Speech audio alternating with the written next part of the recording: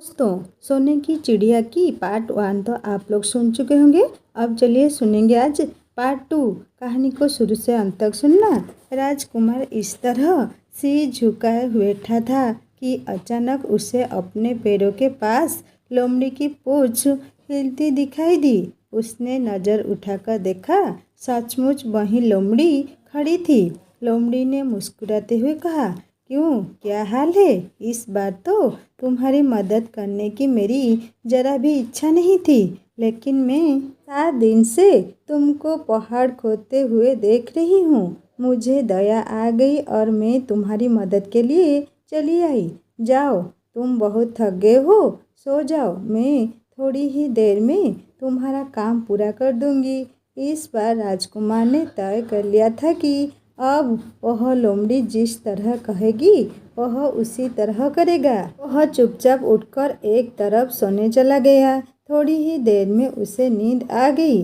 सुबह जब वह सोकर उठा तो उसे अपनी आंखों पर विश्वास नहीं हो रहा था। वहाँ कहीं भी पहाड़ का नाम नहीं था और महल का सुंदर दृश्य दिखाई दे रहा था।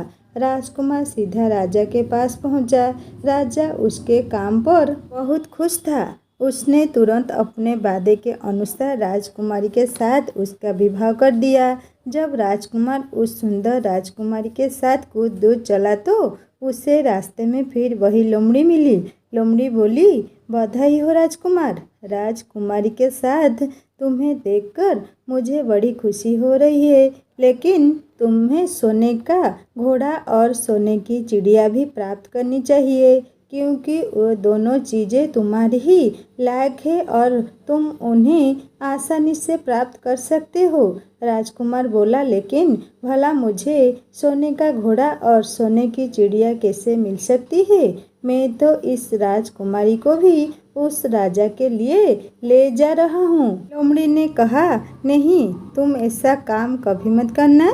इस राजकुमारी के साथ तुम्हारा विवाह हुआ है और यह अब तुम्हारी ही है। अगर तुम मेरे कहने के अनुसार काम करो तो तुम्हें सोने का घोड़ा और सोने की चिड़िया भी मिल सकती है। तुम पहले इस राजकुमारी को लेकर सोने के घोड़े वाले राजा के पास जाओ। राजा खुश होकर तुमको सोने का घोड़ा दे देगा। तुम घोड़े पर सवार हो जाना और सवार होकर सबसे विदा लेना। राजकुमारी से तुम सबसे बाद में विदा लेना। जैसे ही तुम राजकुमारी के पास पहुँचो, तुम उसे हाथ से पकड़कर घोड़े के ऊपर खींच लेना और घोड़े को दौड़ा देना। सोने का घोड़ा इतना तेज दौड़ता है कि दुनिया का तेज से तेज घोड़ा भी उसकी बराबरी नहीं कर सकता। जाओ, तुम पहले इतना काम पूरा करो, इसके बाद आगे का काम मैं तुम्हें बाद में बताऊंगी। मैं तुम्हें वहाँ रास्ते में मिलूंगी। राजकुमार ने ठीक वैसा ही किया जैसा लोमड़ी ने उससे कहा था। जब सोने के घोड़े वाले राजा ने खुश होकर उसे इनाम में सोने का घोड़ा दिया तो राजकुमार उस पर सवार हो गया और उससे विदा लेने लगा। अंत में वह राजकुमार को उठाकर घोड़े को तेज से दौड़ाता हुआ किले से बहुत दूर निकल आया।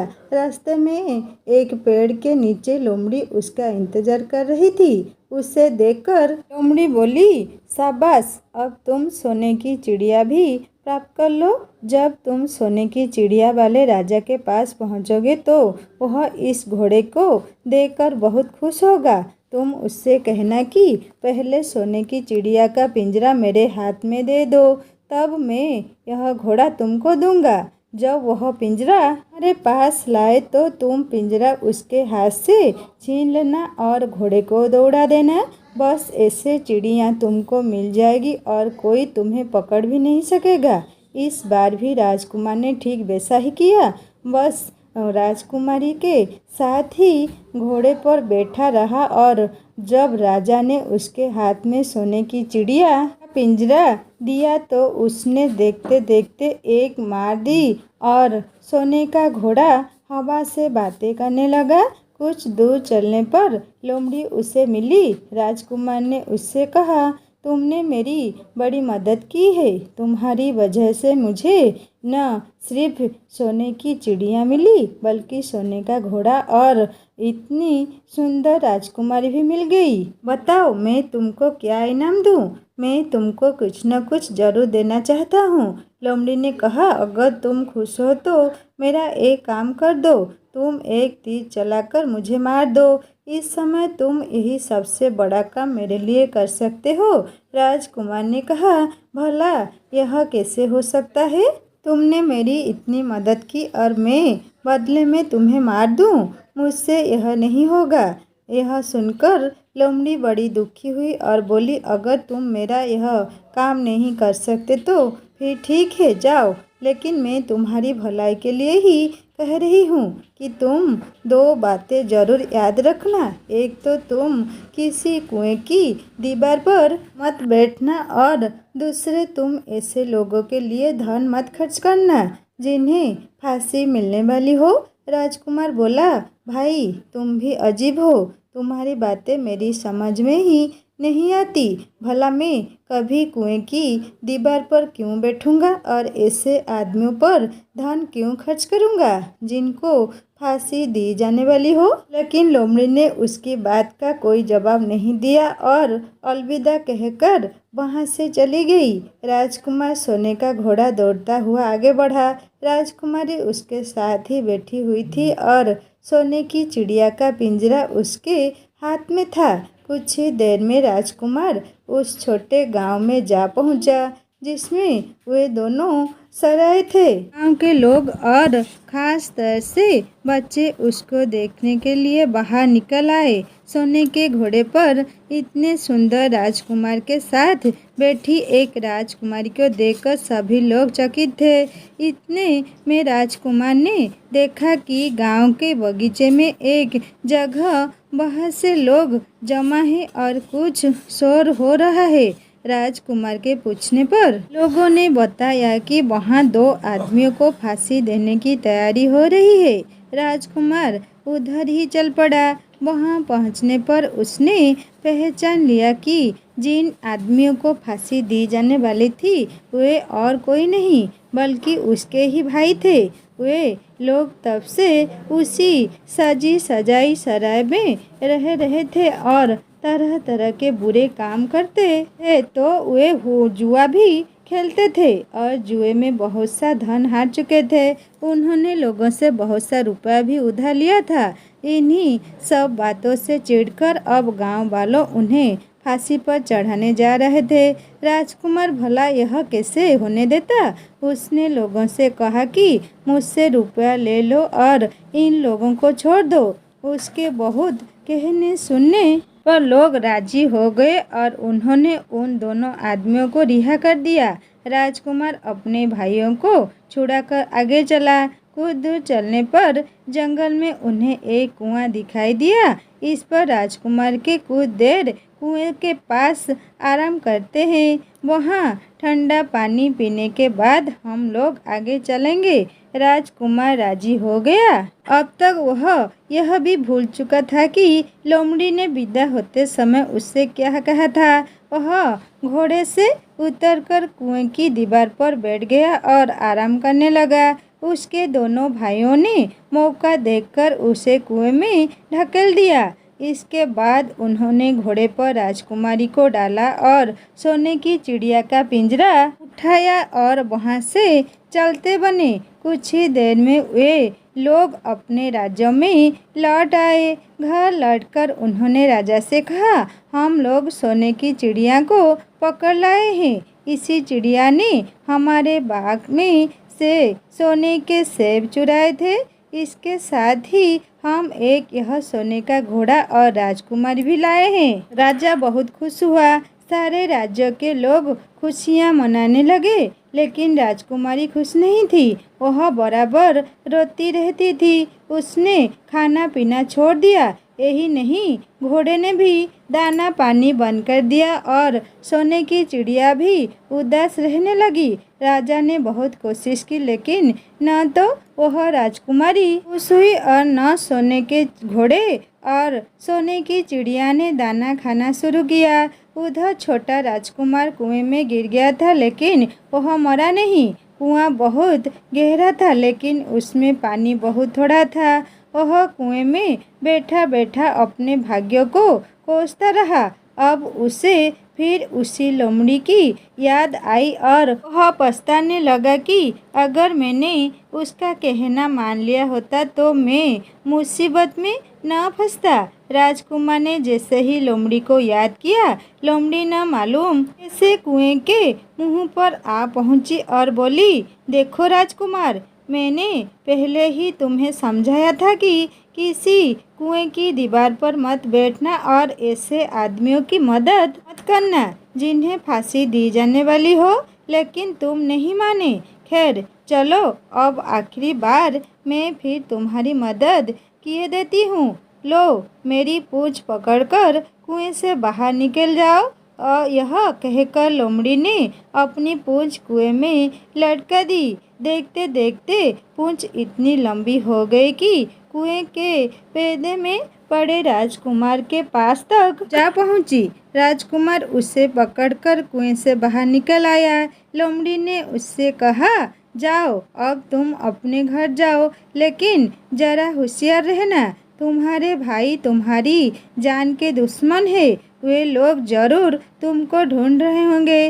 राजकुमार घर की ओर चल पड़ा। अपने राज में पहुंचने पर उसे एक भिखारी मिला। भिखारी को उसने अपने सुंदर कपड़े दान में दे दिए और उनके बंधे पुराने कपड़े पहन लिए। इस तरह वेश बदलकर वह अपने किले में पहुंचा। वहां उसके पहुंचने पर एक बड़ी आश्चर्यजनक बात हुई।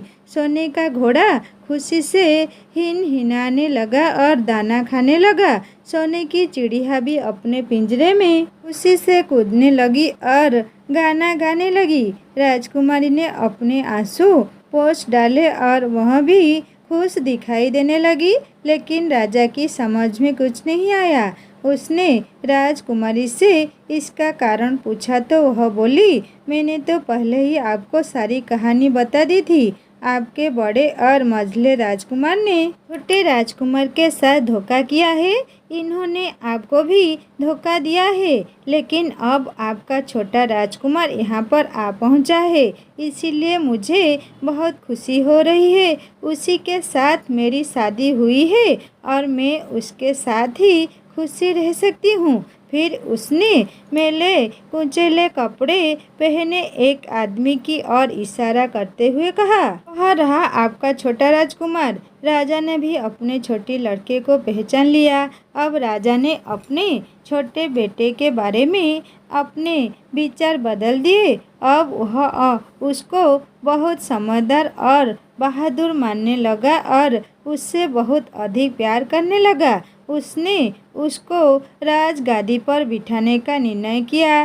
बड़े और मझले राजकुमार ने अपने छोटे भाई को ही धोखा नहीं दिया था, बल्कि राजा को भी धोखा दिया था। इससे राजा उनसे बहुत नाराज था। उसने उन दोनों को अपने राज्य से निकलवा दिया। इसके बाद बड़ी धूमधाम के साथ राजकुमारी के साथ राजकुमार का विवाह हुआ और दोनों खुश हुए रहने लगे। लेकिन राजकुमार उस लोमड़ी को नहीं भूला था जिसने उसकी सहायता की थी। एक दिन समय निकालकर वह जंगल में उस लोमड़ी की खोज में निकला। बहुत ढूंढने के बाद एक पेड़ के खोखले भाग में उसने उस लोमड़ी को चुपचाप बैठे हुए देखा। लोमड़ी बहुत उदास थी और पहले से बहुत ज़्यादा दुबली भी हो गई थी। राजकुमार को देखते ही लोमड़ी ने उसे पहचान लिया और कहा, आहा, क्यों, कहो राजकुमार, आज इधर कैसे भूल पड़े। राजकुमार ने कहा, मैं आज तुम्हें ही ढूंढने के लिए आया हूँ। चलो मेरे बाग में आराम से रहना, वहाँ तुम्हें किसी तरह की तकलीफ नहीं होगी। यहाँ तो जंगल में तुम्हें खाने पीने की तकलीफ होती होगी और जंगली जानवरों और शिकारियों का डर बना रहता होगा। लोमड़ी ने कहा, नहीं राजकुमार, मैं यहाँ ठीक हूँ और भला अब तुम्हें मेरे दुख से क्या लेना देना। तुम्हारा काम निकल गया, अब तुम खुद से अपने राज में रहो। राजकुमार बोला, नहीं, तुमने मेरा बड़ा उपकार किया है, मैं तुम्हें इनाम देना चाहता हूँ और अपने साथ ही रखना चाहता हूँ। राजकुमारी भी बहुत खुश होगी, वह भी तुमसे मिलना चाहती है। लोमड़ी बोली, अगर तुम सचमुच मुझे इनाम देना चाहते हो तो मेरा एक काम कर दो। मैंने तुमसे पहले भी कहा था कि तुम तीर चलाकर मुझे मार दो, इसी से मेरा लाभ होगा। असल में एक जादूगर ने मुझ पर जादू कर रखा है। मैं लोमड़ी नहीं हूँ, मुझे उसके जादू के प्रभाव से लोमड़ी के रूप में रहना पड़ रहा है। मैं तो उसी देश का राजकुमार हूँ जहाँ की राजकुमारी से तुम्हारा विवाह हुआ है। असल में वह राजकुमारी मेरी छोटी बहन है। अगर तुम तीर चलाकर मुझे मार दोगे तो इस जादू से मुझे मुक्ति मिल जाएगी और मैं फिर अपने देश लौट सकूंगा। राजकुमार को यह सुनकर बड़ा आश्चर्य हुआ। उसने फौरन अपने धनुष पर तीर चढ़ाया और लोमड़ी की ओर छोड़ दिया।